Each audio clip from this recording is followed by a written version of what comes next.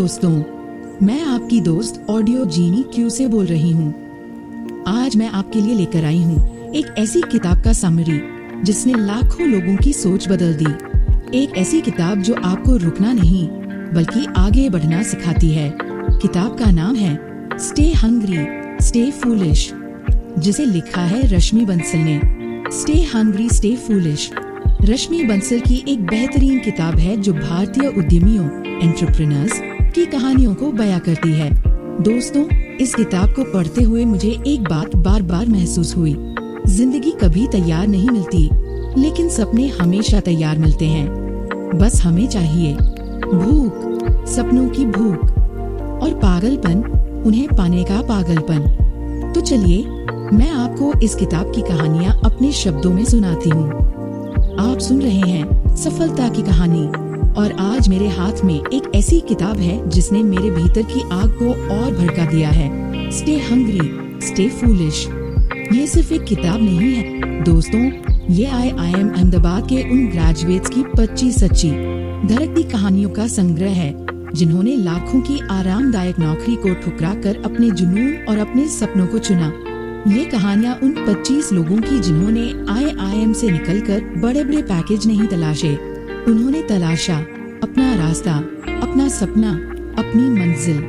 चलिए दोस्तों, आज की इस यात्रा की शुरुआत करते हैं। Stay hungry stay foolish. जब मैंने इस किताब का पहला पन्ना पलटा तो मुझे लगा जैसे मैं एक कॉन्फ्रेंस हॉल में बैठी हूँ, जहाँ एक एक करके ऐसे लोग स्टेज पर आ रहे हैं जो हम सब में से ही हैं, लेकिन उन्होंने नॉर्मल की परिभाषा को बदलने का साहस किया। आज मैं किताब का सारांश नहीं दे रही हूँ, मैं आपके साथ वह अनुभव साझा कर रही हूँ जो मैंने इन पन्नों के बीच जिया है। मैं आपको उन 25 उद्यमियों के दिल की धड़कन सुनाना चाहती हूँ। किताब ने मुझे क्या सिखाया? रश्मि बंसल इस किताब को 3 मेन कैटेगरीज में बांटती हैं, और ये 3 वर्ग ही हमारी सफलता के 3 सूत्र बन सकते हैं। पहला, टेक्नोक्रेट्स, वे लोग जिन्होंने टेक्नोलॉजी या मैन्युफैक्चरिंग क्षेत्र में इनोवेशन किया। दूसरा, प्रोफेशनल्स, वे लोग जिन्होंने पेशेवर दुनिया जैसे कंसल्टेंसी, फाइनेंस से निकलकर एक नया रास्ता बनाया। तीसरा, चेंज एजेंट्स, वे लोग जो समाज और शिक्षा में बदलाव लाना चाहते थे। लेकिन इन सब में एक चीज कॉमन थी, स्टे हंग्री स्टे फूलिश का दर्शन। ये मुहावरा स्टीव जॉब्स ने दिया था, लेकिन भारतीय संदर्भ में इसका मतलब है स्टे हंग्री, भूखे रहो। इसका मतलब है ज्ञान के लिए, सीखने के लिए और अपनी वर्तमान सफलता से कभी संतुष्ट न होने की भूख। आज जो हासिल कर लिया, कल उससे बड़ा करना है। स्टे फूलिश, नादान बने रहो। इसका मतलब है जोखिम लेने में, बड़े सपने देखने में और दूसरों की बातों को नजरअंदाज करके अपने असामान्य विचार पर विश्वास करने में नादान बने रहना। दुनिया कहेगी यह पागलपन है, लेकिन आप कहेंगे यही तो मेरा रास्ता है।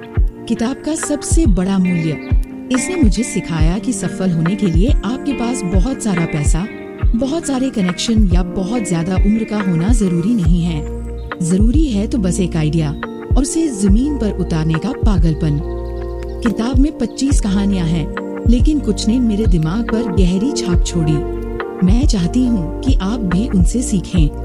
जो लोग दुनिया बदलते हैं वे अक्सर दुनिया की नजर में मूर्ख लगते हैं। किताब के कई उद्यमी अपने माँ बाप को भी समझा नहीं पाए कि वे नौकरी क्यों नहीं करना चाहते, पर एक बात उनमें कॉमन थी, दिल में आग थी और हार मानने का ऑप्शन नहीं था। पहला उद्यमी, संजय मेहता की कहानी।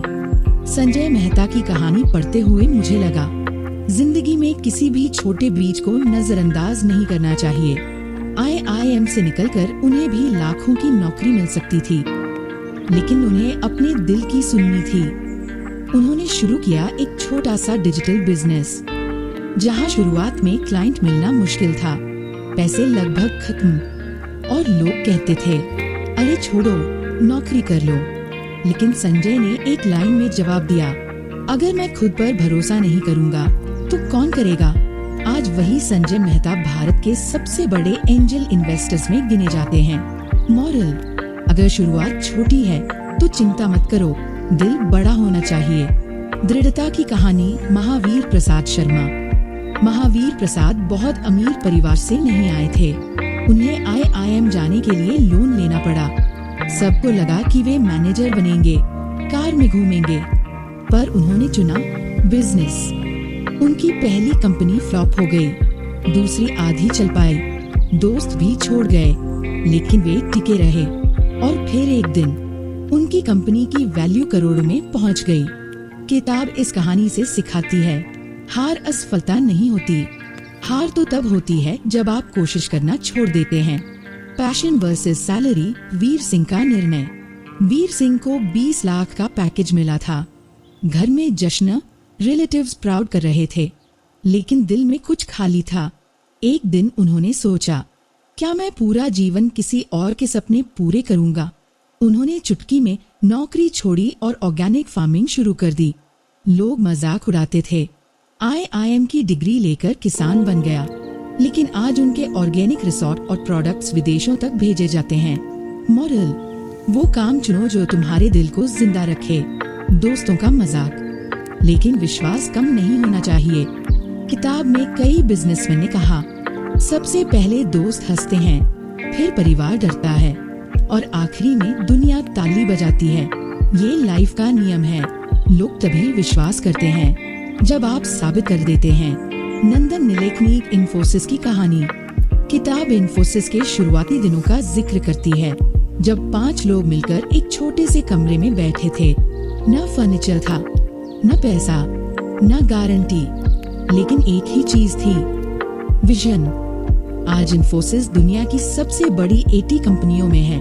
किताब का सबक, आपकी शुरुआत छोटी हो सकती है, लेकिन आपका विजन बड़ा होना चाहिए। फियर से लड़ने की कहानी, शीतल मल्होत्रा। शीतल को परफेक्ट सैलरी मिल सकती थी, लेकिन उन्हें एंटरप्रेन्योरशिप डरावना नहीं, रोमांचक लगा। उन्होंने जीरो से फैशन ब्रांड शुरू किया, घर घर नमूने बेचकर शुरू किया। गलतियां की, नुकसान हुआ, लेकिन हर बार वह उठी। उन्होंने कहा, failure is not opposite of success, it is part of success. Risk लेने का साहस। मैंने एक ऐसे बिजनेसमैन की कहानी पढ़ी जिसने एक एस्टैब्लिश्ड इंडस्ट्री में कदम रखा। सबने कहा, यहाँ कोई जगह नहीं है, लेकिन उन्होंने कमजोरियों को नहीं, बल्कि मौकों को देखा। उन्होंने उस चीज पर जोर दिया जो बाजार में गायब थी, लोकल लैंग्वेज और फास्ट डिस्ट्रीब्यूशन। बाजार भीड़ भरा हो सकता है, लेकिन अगर आप एक खाली जगह ढूंढ लें और उसे अपने जुनून से भर दें, तो कोई प्रतिस्पर्धा नहीं है। जोखिम लीजिए, लेकिन समझदारी के साथ। एक और कहानी बताती है कि कैसे शुरुआती दौर में डायरेक्टर ने दिन में 18 घंटे काम किया। फंडिंग नहीं थी, टीम छोटी थी, कई बार लगा कि सब छोड़ दें, लेकिन जब भी निराशा हावी हुई, उन्होंने अपने कस्टमर का चेहरा याद किया जिसे वे सबसे बेहतरीन सेवा देना चाहते थे। सीख, आपकी शुरुआत मुश्किल हो सकती है, आपके पास पैसा कम हो सकता है, लेकिन आपके पास एक चीज होनी चाहिए जो किसी के पास नहीं, आपका क्यों, व्हाई। जब भी आप गिरें, अपने क्यों को याद करें। धैर्य का पेड़ धीरे धीरे बढ़ता है। किताब बताती है कि बिजनेस एक दावत नहीं, एक लंबी यात्रा है। पहले साल डर, दूसरे साल संघर्ष, तीसरे साल उम्मीद, चौथे साल फल।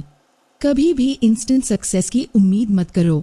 सेवा की भावना, सोशल एंटरप्रेन्योर्स। किताब में ऐसे लोग भी हैं जिन्होंने पैसा कमाने के लिए नहीं, लोगों को उठाने के लिए बिजनेस शुरू किए।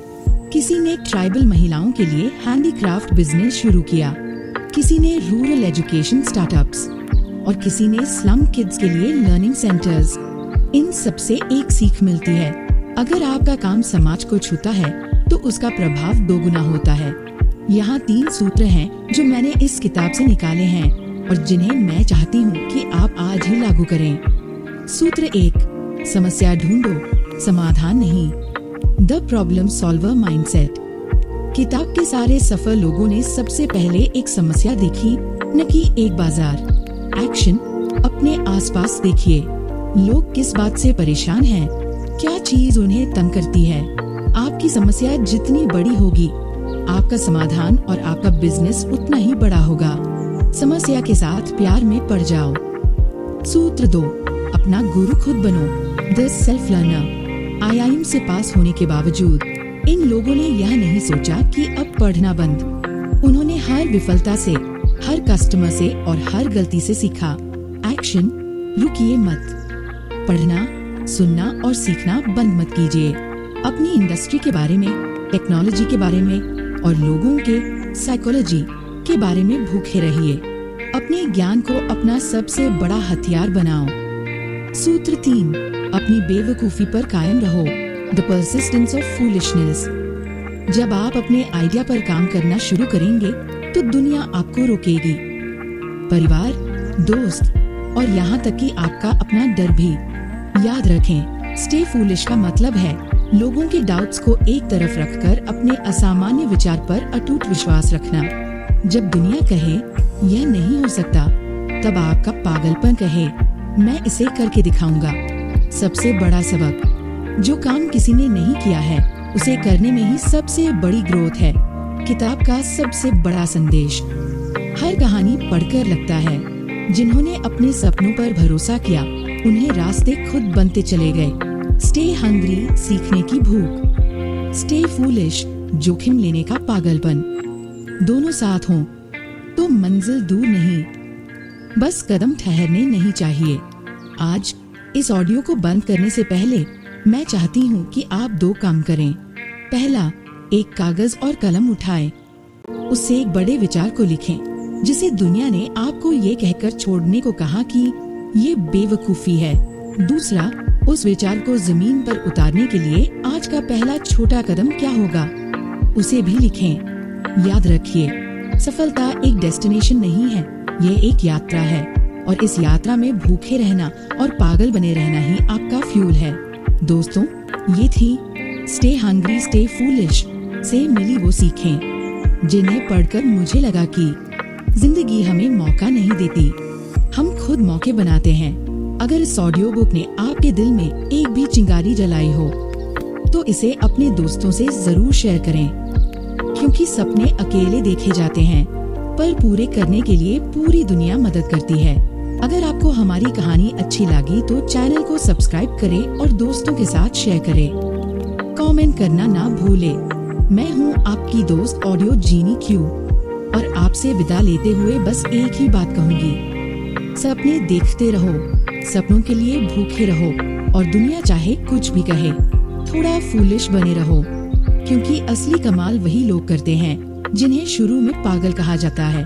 मैं जल्द लौटूंगी एक और ऐसी ही प्रेरणादायक कहानी के साथ। तब तक के लिए स्टे हंग्री, स्टे फूलिश। फिर मिलेंगे एक नई किताब, नई यात्रा और नई प्रेरणा के साथ। धन्यवाद।